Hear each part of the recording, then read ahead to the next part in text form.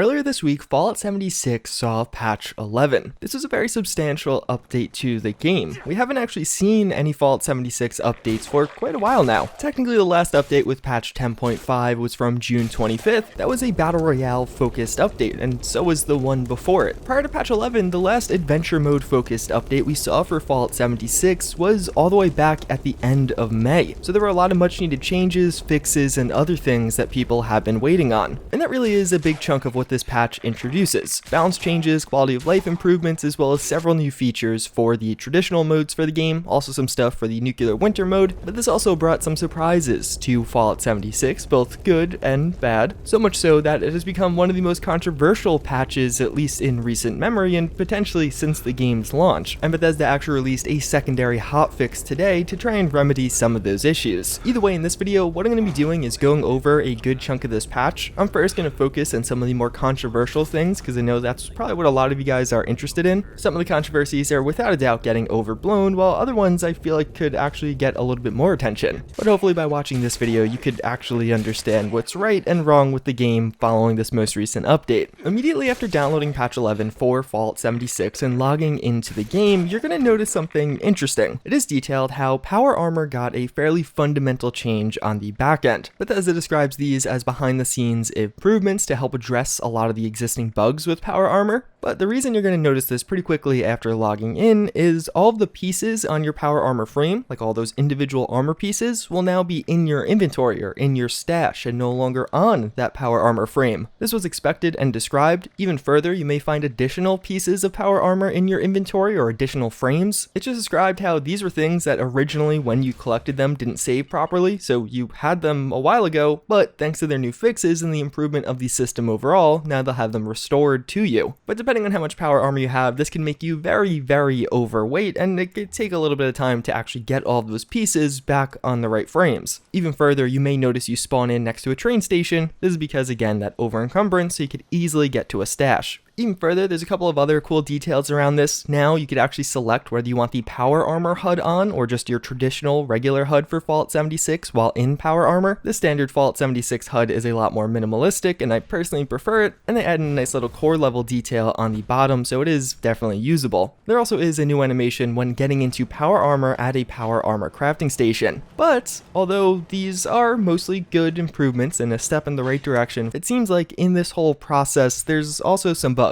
A pretty common one that you might notice is after exiting power armor, you actually just lose your head. I personally couldn't recreate this, but even as I was playing in game, someone next to me started freaking out because his head was gone all of a sudden. Can you hear me? Is my head missing for you? They just got it on my power armor, my head's gone.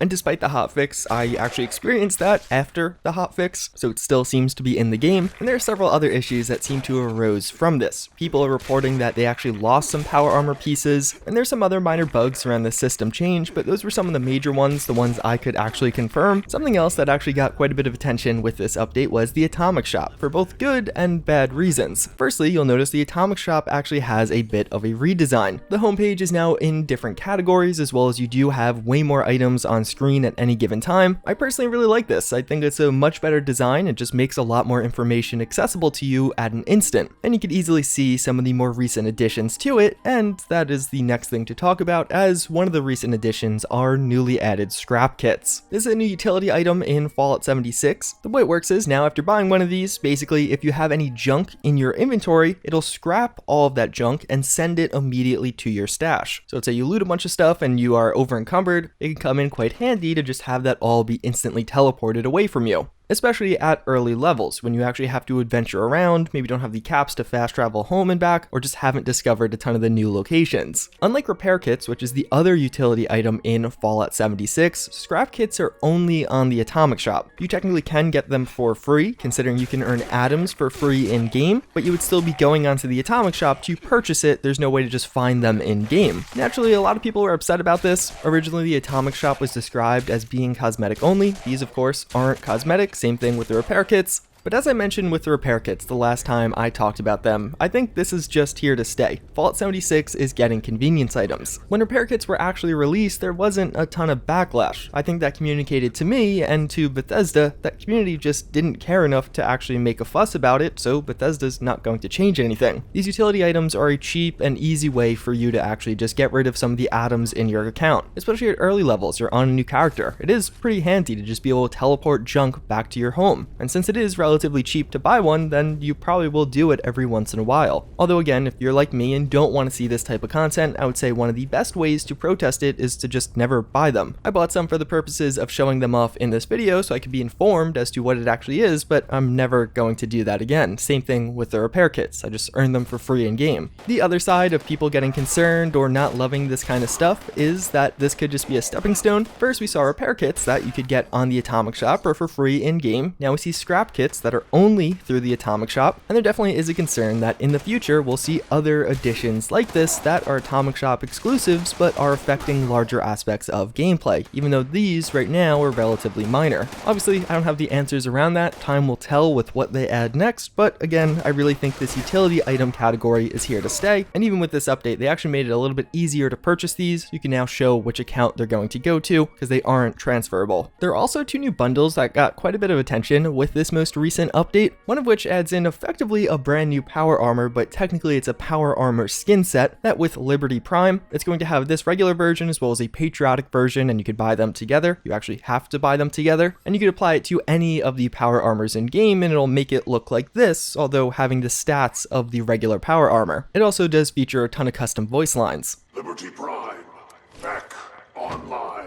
The reason people are getting a little up in arms about this one is it's 1,800 points, which roughly translates to $18 to $20. That's pretty freaking expensive for two power armors. It's definitely cool. It's one of those things I would have loved to have found at the end of a DLC or maybe even like a 4th of July event. This could have been cool to have during. This is the type of content that's really cool to have in game, but at 20 bucks, that's just asking, I think, a little bit too much for a power armor skin. And then even further with the other bundle of camp items, some of the items in there you actually can't get unless you buy the entire $15 bundle, which is a little frustrating. And in particular, it's some of the cooler new items that you could only get by buying the entire bundle. But again, if you're really against this kind of stuff, if you don't want to see it in game, the best way to speak to that is to not buy it. But then we get into what is actually one of the most profound parts about this new update, and that is around legendary enemies. There's a couple of intentional updates around legendary enemies. Now, when they actually drop items, you'll be able to see them much more quickly after they die, and a couple of bug fixes, but there was also several unintended consequences of this update on legendary enemies, that being that you couldn't get them as easily. This update introduced several bugs that made it so you just couldn't get legendary items. Right now in game, if you see an enemy that just says like legendary sheep squatch, but doesn't have any stars next to its name, it won't drop a legendary item. On the hotfix that went live today, Bethesda described how that's actually just a naming glitch and that was never supposed to be a legendary to begin with, but through data mining I've heard other things that it's actually some kind of different glitch and that is supposed to be a legendary enemy, but there's something going on behind the scenes with it actually getting assigned its stars and the right loot list. But this was extended even further to other legendary enemies. If you were in a group and you killed a legendary, apparently only the group leader would get that, although this seemingly was patched in today's hotfix. And just in general, legendary enemies were having hit or miss drop rates, which also was apparently patched out. But again, if you do see a legendary enemy that doesn't have stars next to its name, it's basically confirmed at this point that that will not drop a legendary item. Bethesda says it's just a visual glitch and it's not supposed to say legendary, but the data mining has said the opposite. There's been reports that legendary spawns in general just have been lower, specifically around Watoga and White Springs, two very typical and common farming locations. This has not been verified. I haven't seen any actual data on this, just people's reports and kind of feeling like there's less, so I would take that with a grain of salt. And with this one having so many other issues around legendaries, I could definitely see a placebo effect going on here. But either way, there definitely were several issues with this. Some of them seemingly were patched out and fixed, but it seems like definitely some of them still persist, and overall you'll probably get less legendaries in game than you were previously, and it's still not totally clear if that's intentional or unintentional. And this is actually made a bit worse because there's also changes in game to make it more approachable for new players. Under level 15 you get less diseases, under level 25 it's cheaper to fast travel, but also there's been several changes around creature spawn points. So among these areas, as you can see here, and I'll have the patch notes linked down below if you want to read them,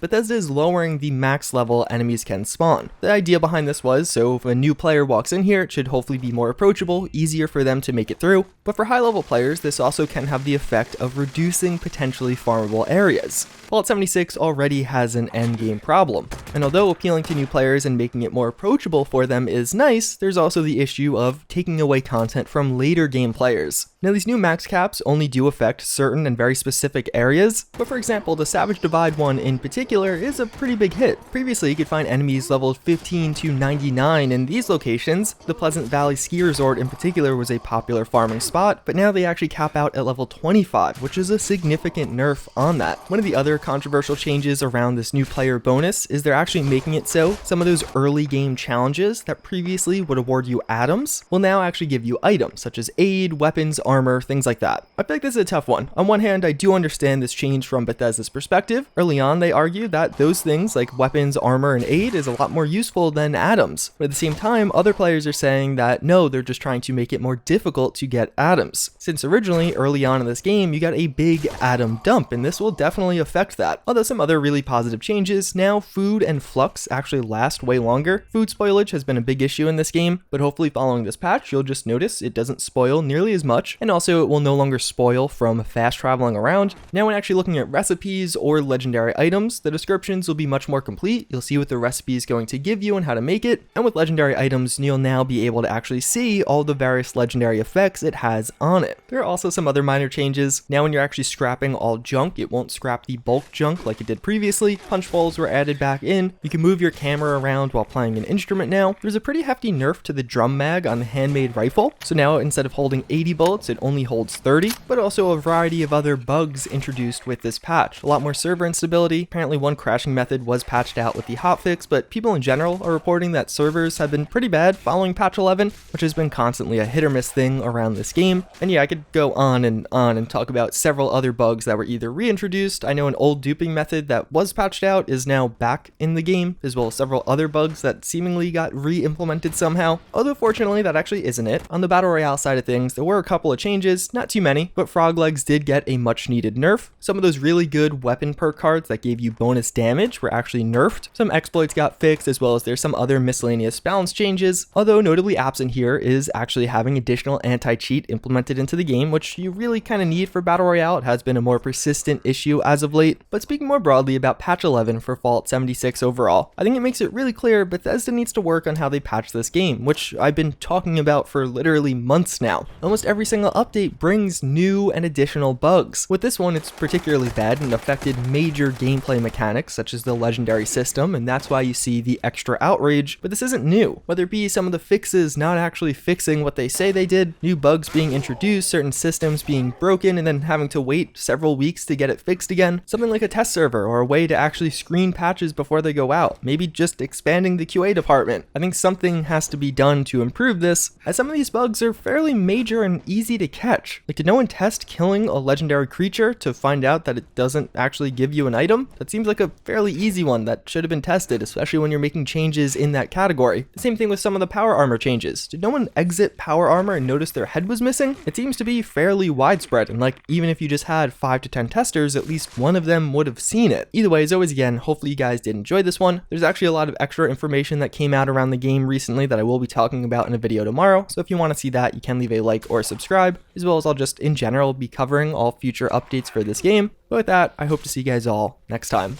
Later.